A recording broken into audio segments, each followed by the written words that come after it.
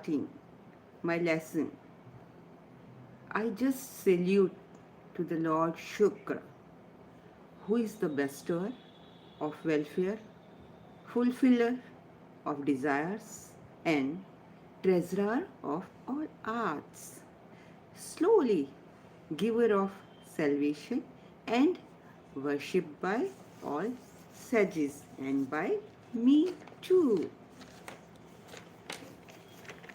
So, let us start about the description of seventh house. The description in detail I have already put a video on this subject, sometimes 6 months back. Yes. So I don't think to repeat that is feasible. That's why today I will discuss about seventh house, why it is least favored Kendra, and what should we do when the dasha of seventh house or the planet of seventh house is running. As you all know, seventh house has many significations, but we are not going to touch them today. We will discuss only about a bit about marriage and the Shantis which we should perform during this dasha. Generally asked question by my students, ma'am, why this house is least favored Kendra of the horoscope? As you already know, there are 4 Kendras, 1, 4, 7, 10 in the horoscope, which are called quadrant also. Lagna, which is Udyam Sthan of the horoscope, means rising house is lagna in our kundali. On the basis of that, the seventh house is astam, not ashtam. This is astam. Astam means the lagna, whatever is rising in the lagna, gets set in seventh house. For this reason, the seventh house is not considered very pious. Understood? It's not considered pious bhav as far as lagna bhav is considered. But the identity of seventh house itself, when seen from seventh house, is not considered bad. If we compare it from lagna, then it's not a pious house, because whatever is rising and just opposite to it is seventh house is getting set in this house. Means lagna is the rising house and seventh house is the setting point. Means if we are born in lagna, then seventh house shows our death. That's why it's not considered very pious. But if we separate it from lagna and independently see the seventh house, then for this purpose it is not considered bad. Now let us know what is the karka of this house. The karka of this house is Venus in Kalpurush Kundli. Kalpurush Kundli generally is, as you know, Kalpurush Kundli starts from 1 Mesh Rashi. So the 7th Rashi falls in 7th house. And its karka, which is responsible for marriage, is Venus. But generally people look for Venus for considering the married life of self or anybody else. But I must tell here, for males, the karka of spouse is Venus, and for females, the karka of spouse is Jupiter. Means, if you look for Venus to know the position of the spouse in male's horoscope, and in the female karka of spouse is Jupiter. Means, for looking the marital happiness and everything related to married life, marriage, you will look for Venus in males and Jupiter in females. In male horoscope, Venus placed in the 7th house, it is not considered good as far as marital prospects are concerned. I again repeat it. In male horoscope, if Venus is placed in the 7th house, it is not considered good for marital prospects. But exception is there. What is that exception? If Venus is placed in own sign or in exaltation or being the lagna lord, it is placed in the 7th house, then it is not considered bad. Everything has exceptions. So this is the exception for male horoscope. Lagna lord, though the lagna lord placed in the 7th house promises delay in marriage. If lagna lord is placed in 7th house, it promises delay. It will do delay in your marriage. But, again but, if it is in own sign, own house, or in exaltation sign, then it does not give that much of Kalatra Dosham. Now you can ask me, what is Kalatra Dosham? Kalatra Dosham means dosh which is attached to one's Kalatra or spouse. Kalatra is mainly spouse.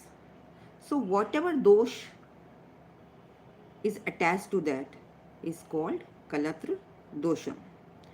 And because of this dosham, one suffers in one's married life because of this dosha, Kalatra Dosham.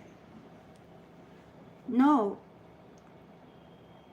I tell you what this Kalatra Dosham can have effect in your horoscope.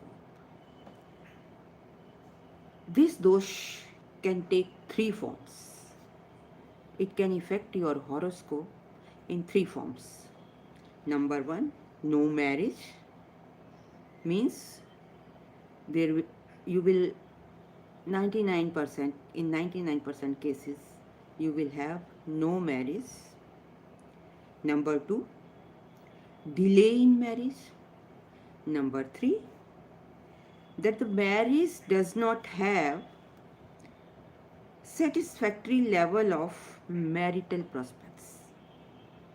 If Lagna Lord is in 7th house and is not in own house, own Rashi or in exaltation, then this will happen. Not always, not otherwise. All these are revealed from the karka of the marriage, that is Venus. All these things we can see from the karka of marriage, Venus. The 7th house, the 7th lord, 7th house lord, and the lagna lord of the Namansha. Means we can identify these conditions by the terms I have already told you. Karka, karka of marriage Venus, then lagna lord, 7th lord, and the lagna lord of the Namansha.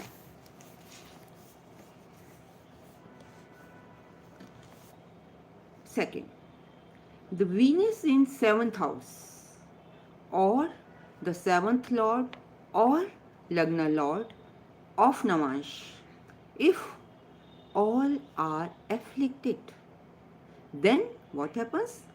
Then one can say that it amounts to no marriage. If these places are afflicted, then there will be a situation of no marriage, and it would be better that such a person doesn't marry, because it may create problems afterwards.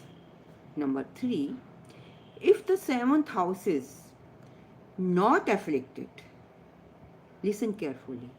If the 7th house is not afflicted and 7th lord is not afflicted, I am saying not afflicted, then what it will do? It will delay the marriage. Number 4, if the karka of spouse and the Navash Lagna are not afflicted, then one will, if the karka for spouse and Navash Lagna, they are not afflicted, then what will happen? One will spend extraordinarily good and contented married life. But if they are afflicted, then what will happen?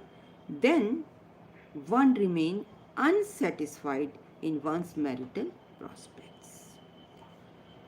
So any kind of marital happiness and sexual compatibility has to be seen from Venus. What is the sexual compatibility is also seen from Venus. How to see it? You just see 12th bhava from Venus for sexual compatibility. The position of 12th house from Venus tells us the sexual compatibility between the partners. Another rule, just note it, this is a very important rule. 7th lord and 7th house should not be more powerful than the lagna lord. Means, if you first you look the power of lagna lord, strength of the lagna lord, then you look for 7th house and 7th lord's power. Means your 7th house should not be stronger than the lagna. If it is stronger, then what will happen? What results will you see? In case they are One's life will always be on a submissive note.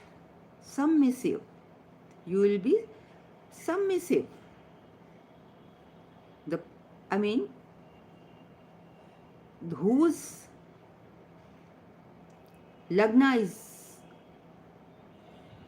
lagna should be stronger than the seventh house and seventh lord. Otherwise, the person will be on submission note and the other person will dominate on you. One will not be very attractive to others. Others means to the public, and will be known very timid person. The society will consider him as a timid person. So, lagna should be stronger than seventh house for a good compatibility.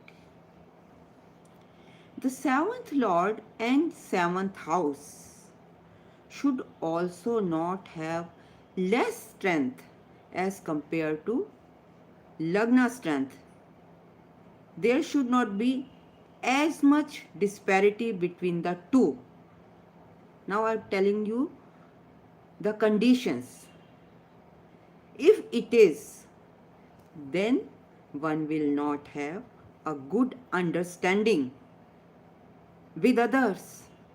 Public के साथ भी there will not be a good understanding and one will always be a loner, will live lonely. Society, public will not accept such a individual.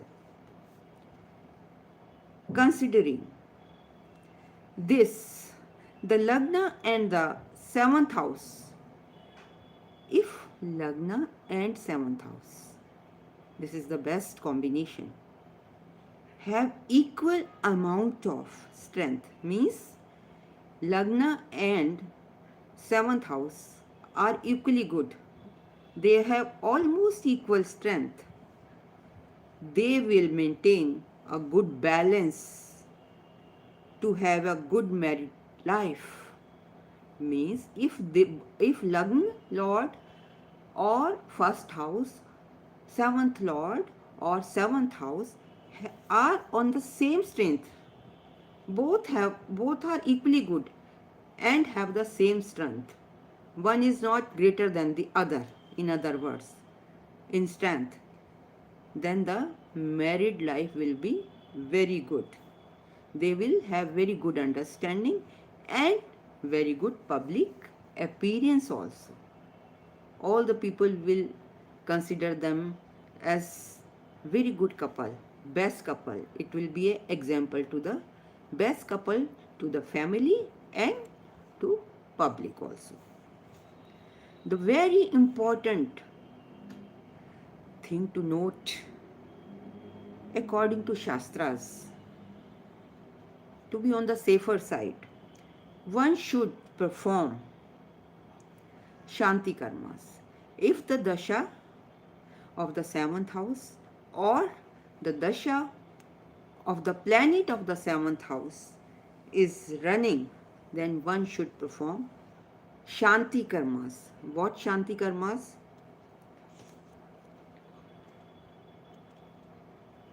Navgraha Shanti Puja. One should do Navgraha Shanti Puja to maintain a balance in the married life. If the dasha of the seventh lord or any planet concerned connecting to the seventh house, dasha of that planet is running, then one should perform Shanti karmas, and that Shanti karma is best Shanti karma, Navgraha Puja. You yourself can chant Navgraha part, or it is better if you involve some knowledgeable Pandit. And if you cannot do anything, then the shlok you should daily recite as many times as you can. Om Brahma Murari Tripuntikari Bhanu Shashi Bhumi Sutav Budhascha Guruscha Shukra Shani Rahu Ketva Sarve Graha Shanti Kara Bhavantu. Means all the 9 planets get involved in this. But if you perform Shanti by some knowledgeable Pandit, then it is very good for your Dasha of 7th house. So, this is all for today. If you like my video, kindly subscribe, share, and for any question, you can write to me on my email sneakapoor1812@gmail.com. Thank you very much for listening me so patiently.